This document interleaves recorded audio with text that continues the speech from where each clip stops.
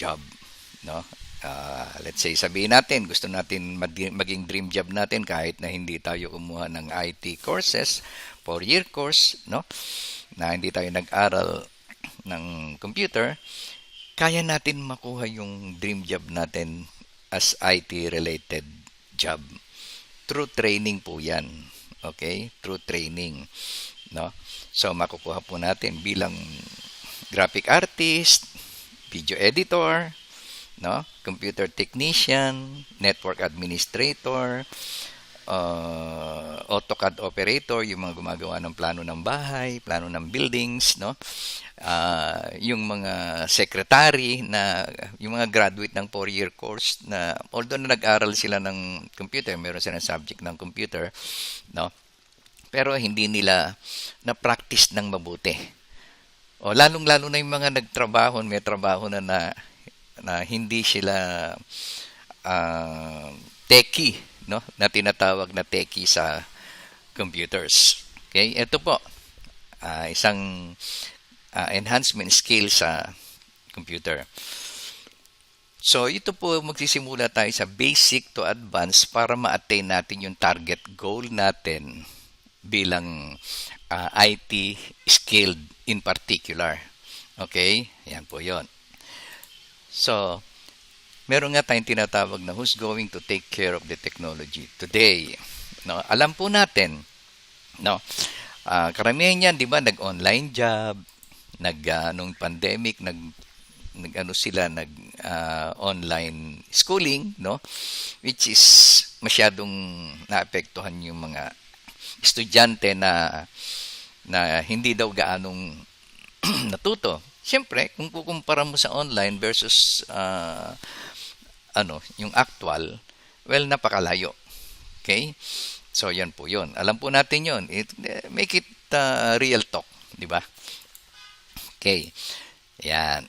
So, sabi nga nila, as we rely more, no, on software, it's necessary to have a training program that help us develop computer skills. Training program that help us develop computer skills and stay on top of evolving skills needed for new software. So, ibig sabihin, no, yung software nag-e-evolve yan, no? Yung hardware nag-e-evolve, so yung software din nag-e-evolve na para dun sa new hardware and new software. No? Kailangan sumasabay, magkasabay po yan na dapat nating matutunan. An example of that is, halimbawa, no, sa ating computer enhancement tutorial, yung computer system servicing. Sa computer system servicing na ina-offer ko sa inyo, no, 3 hours per session. 3 hours per session at 75 pesos per hour. Okay? Per hour. So 3 hours, no? In one session, 3 hours at 75 pesos. Yun po yung ating fee, no? Na matututunan nyo na po in actual, no? Bilang isang computer technician, network administrator, no? Laptop and desktop repair, no? Yan. Ganyan po yon. Mamaya, i-explain po lahat yan. Meron tayong presentation, no?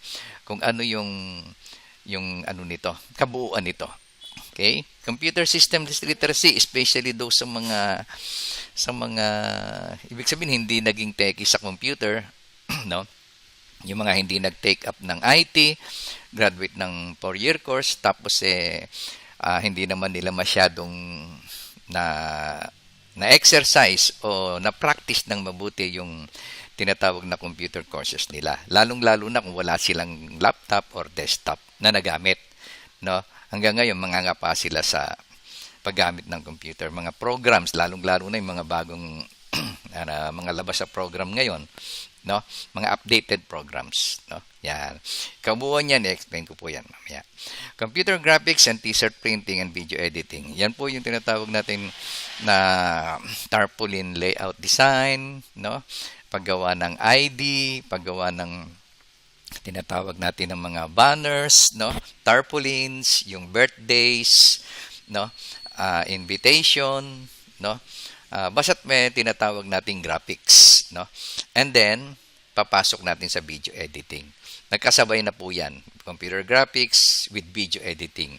So sa video editing, hindi naman pwedeng hindi tayo marunong sa graphics. Hindi, although na meron tayong mga free na nada-download sa internet, so hindi yun masasabi natin na atin. No? Iba yung talagang sarili mong gawa, sarili mong graphics na ginawa. No? Di ba? So yan po yun. Siyempre kaakibat niyan yung computer graphics, yung video editing. Website design and development, yan po yung mga ads ngayon ng mga company na, di ba, merong mga tinatawag natin na yahoo.com, no, facebook.com, yan po yung mga website na pinapasok natin, no, at kung yung mga company, di ba, meron silang mga website na pinapasok natin na gawa ng isang website designer. So, yan po yun. Offer din natin yan. Computer-aided design, yung tinatawag na AutoCAD, yan po yung mga gumagawa ng plano ng bahay, plano ng building, no? And so on. Yung mga ginagamit yung mga civil engineering, no? Mga civil engineer, mga architect, mga structural, mechanical, and so on. So, yan po yun. Computer programming, yan po yung tinatawag natin. Halimbawa, gusto mong maging hacker, o yan, kailangan mo matuto ng computer programming. So, hindi lang yung sa hacker na tinatawag, mas mabigat na talaga yon when it comes to computer programming. So, ibig sabihin sa mga company, no, yung mga pinoprogram na accounting system, no, inventory system, and so on. Okay? Yan. Computer system servicing, itakil na natin. Ano po ba yung computer system servicing? So, computer system servicing, yung tinatawag natin na from the very beginning, no, yung mag-a-assemble ka, you know all the parts of the computer to be assembled. Okay? Dapat very familiar ka rin sa mga parts ng computer na i-assemble mo, no? Tapos, pwede mo i-disassemble, and then, you troubleshoot and repair, hardware and software.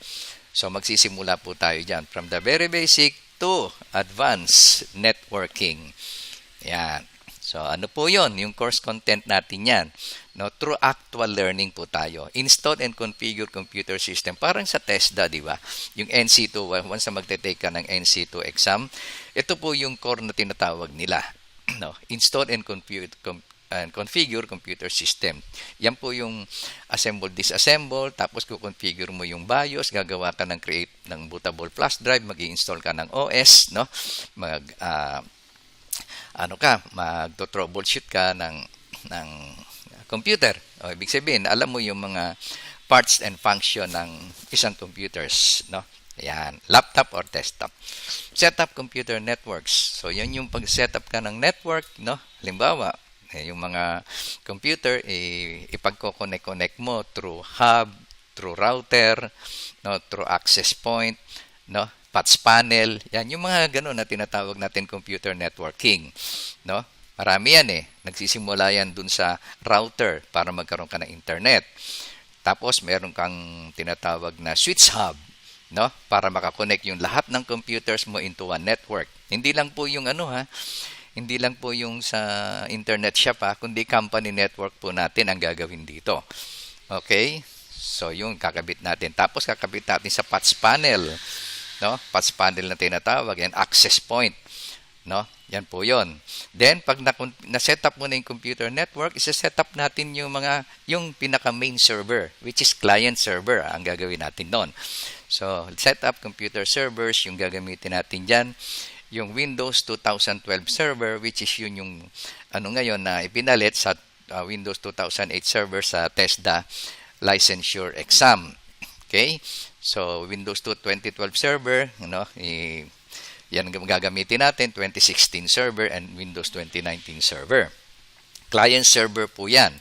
And then, yung tinatawag natin maintenance and repair ng computer systems and networks.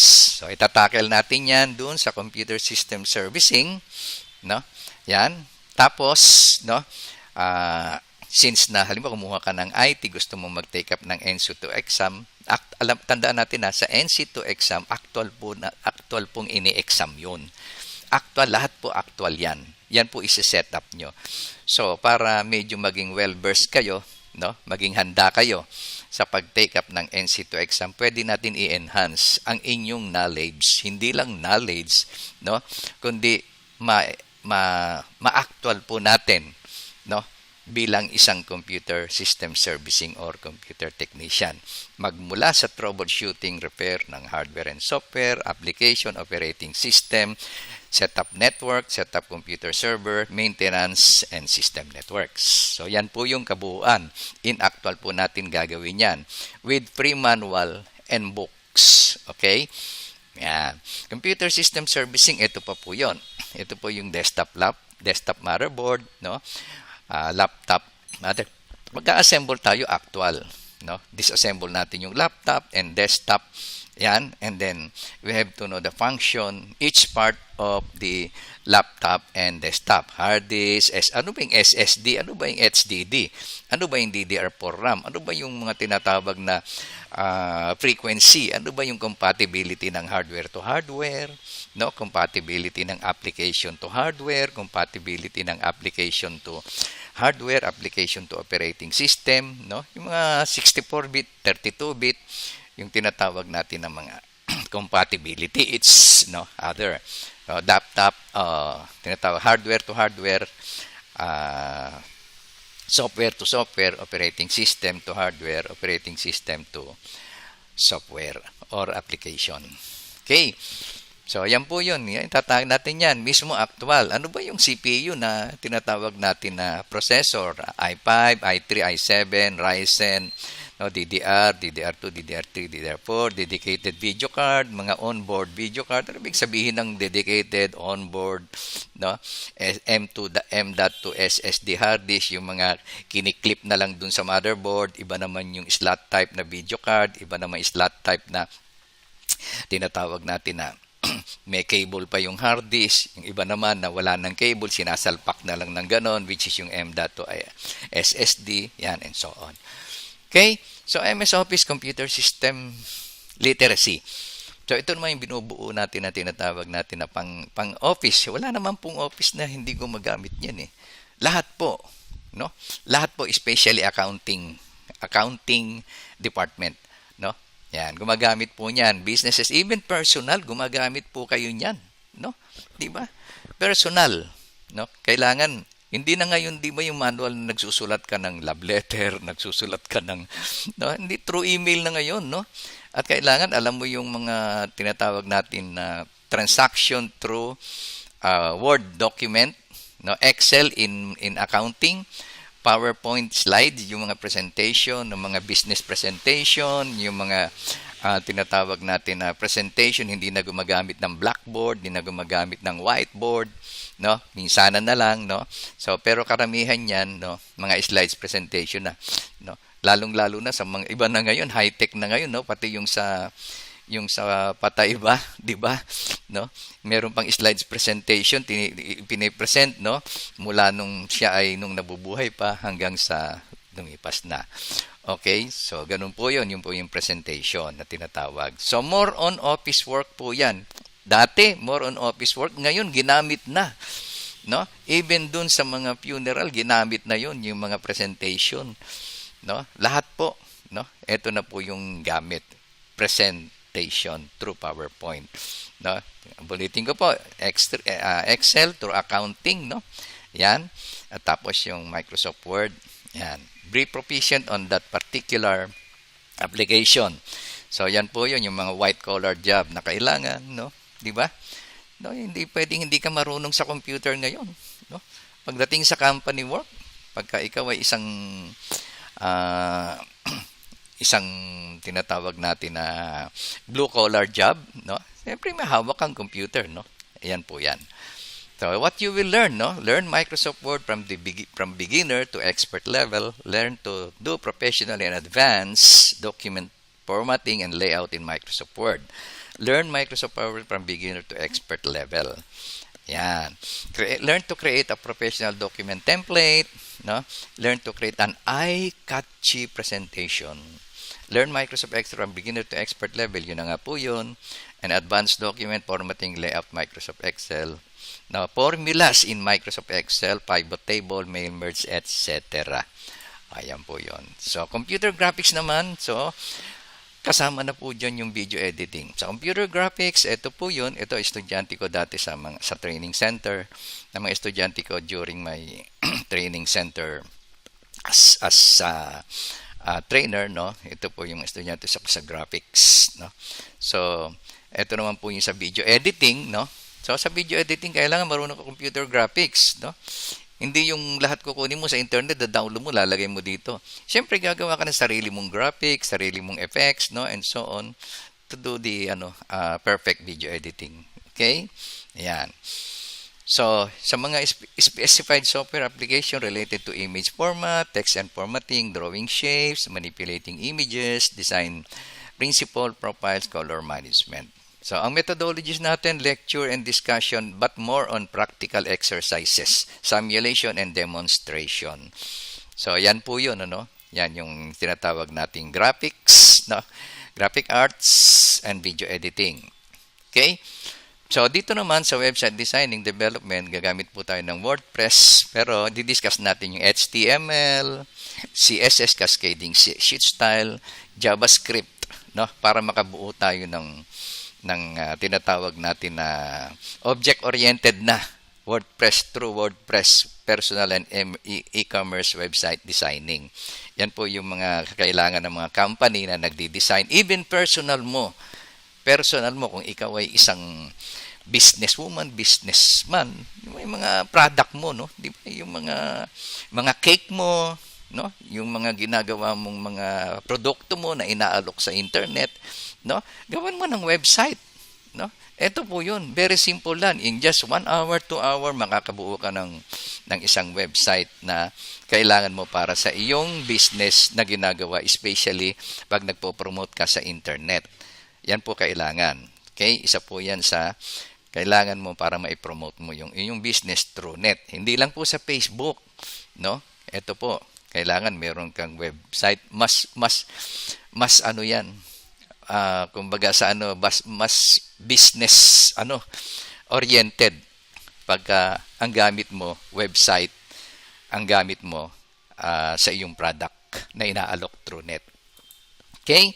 Computer programming, yan, yung mga object-oriented programming, Python, JavaScript, PHP, HTML, CSS, and JavaScript. So, yan po, yung actual po natin mga gawa yan. So, ito rin po naman yung ating dito, kasama na rin po natin dito sa ating one-stop shop and computer enhancement tutorial, yung tinatawag na desktop and laptop repair. We remove virus without losing file, operating system installation, desktop laptop repair, hard disk file recovery, yung mga tinatawag ng lost file, no? Simpleng i-recover lang po yan. Home and office network setup, customer pre-online assistant, no? Meron po tayo din mga tinatawag na after ng inyong tutorial, pwede kayong mag-PM sa akin, yung tinatawag na after tutorial support, no? Pwede po yan. Meron po tayong online assistance, no, na tinatawag, no, pagka kayo ay nakatapos ng 12 session dito sa ating one-stop shop tutorials enhancement. So, yun po yun, ano? So, kapag halimbawang gusto nyong ma-enhance ang inyong mga medyo, let's say halimbawa, medyo na yung napurol nga, ika nga yung tinatawag na napurol na malatagal na ako nag-aral niyan kasi kaya hindi ko na matandaan, no? Iba na kasi ngayon, nag-upgrade na, no? Hindi ko na masyadong alam yung mga ibang nag-upgrade na software, no? So, pwede kayong mag-enhance, no? Pwede kayong mag-enhance ng inyong dati nyo nang alam when it comes to computer o information technology learning na tinatawag o yung inyong na-reach na kaalaman sa computer, pwede nating i-enhance dito kung sakasakali nakalimutan nyo na or from the very beginning wala pa kayong alam sa computer, no? Pwede kayo ditong magsimula na matuto, no, actual, no, from the very beginning up to the advanced, no, na tinatawag nating IT related job, no? Okay? So, yun po yun, no? Come and visit us dito sa aking one-stop shop tutorial, no? Dito sa may Vicas, no? Dito lang po kami sa may Vicas, no? Kung galing po kayo ng bayan, sumakay lang po kayo ng Kiko or Bagong Silang, no? Bababa kayo dito sa bago mag-stoplight ng Vicas, no? Nasa left side ang aking shop, second floor, no? Or call me, hindi itong number na to, iba na po yung number ko ha. Okay? Call me at 0975-668-2328. Naka-advertise po yan dun sa aking tinatawag na ads. Okay? So, pagkagaling naman kayo ng Almar, Kiko, o Bagong Silang, after nung stoplight ng Bicas, nasa right side naman po itong aking one-stop shop. Okay? Nasa right side naman po itong aking one-stop shop. No? Ayan po yon. Okay? So, ini-invite ko kayo kung gusto nyong matuto mag-enhance, no? At very affordable price of 75 pesos per hour, 3 hours per session at 75 pesos. Okay? So, yan po yun, ano? So, sa ngayon, yan po yung aking ino-offer sa inyo. At sa mga susunod pa, no? I-update ko po kayo. Okay? So, maraming salamat po. Hope to see you here on my one-stop shop computer skills enhancement tutorials. Bye-bye. Happy New Year!